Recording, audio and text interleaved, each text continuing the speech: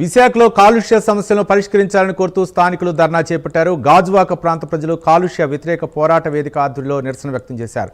Jug junction వద్ద మానవహారం నిర్మించి పర్యావరణ పరిరక్షణకు తక్షణ చర్యలు తీసుకోవాలని డిమాండ్ చేశారు. క్యాన్సర్ లాంటి ప్రాణాంతకమైన వ్యాధులకు కారణమవుతున్న పరిశ్రమలో వెంటనే రద్దు చేయాలని డిమాండ్ చేశారు. కూటమి ప్రభుత్వం ఆధని గంగవరం పోర్టు కాలుష్యంపై తక్షణ చర్యలు తీసుకోవాలని నిరసనకారులు కోరారు. రామచంద్రనగర్ ప్రాంతంలో ఉన్న డంపింగ్ యార్డ్ని వెంటనే తరలించాలని, విశాఖ డైరీ నుండి వెలువడుతున్న జల వాయు కాలుష్యాన్ని కట్టడి చేయాలని డిమాండ్ చేశారు. అక్కిరెడ్డిపాలెం పక్కనే ఉన్న విషపూరిత సరుకులను నిల్వలు చేసిన గోదాములను మూసివేయాలని, భారీ వాహనాల రాకపోకలను దారి మళ్లించాలని కోరుతున్నారు.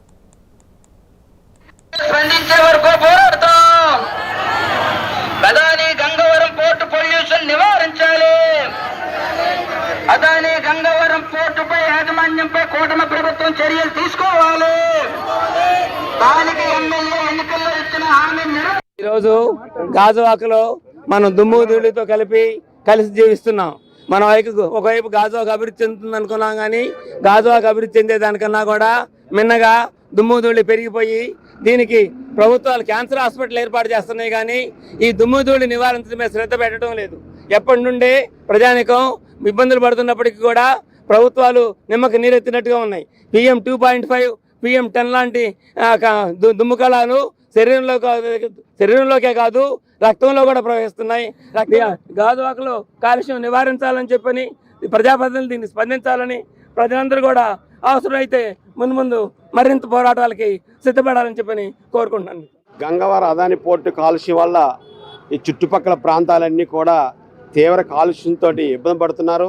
ముఖ్యంగా భారీ వాహనాలు, ఈరోజు భారీ వాహనాలు రాకపోకల వల్ల ప్రతి నెల కూడా మనిషి చనిపోతూ ఉన్నారు. దీనికి ప్రభుత్వం కానీ అధికారులు కానీ ఎటువంటి స్పందన లేదు. మొత్తం గాజువాక నియోజకవర్గం అంతా కూడా ఈరోజు కాలుష్యంతో నిండి ఉంది. ఈ కాలుష్య కారుల నుంచి బయటపడాలనే ఆలోచనతో ఈరోజు శాంతిగా మానవారం చేస్తాం.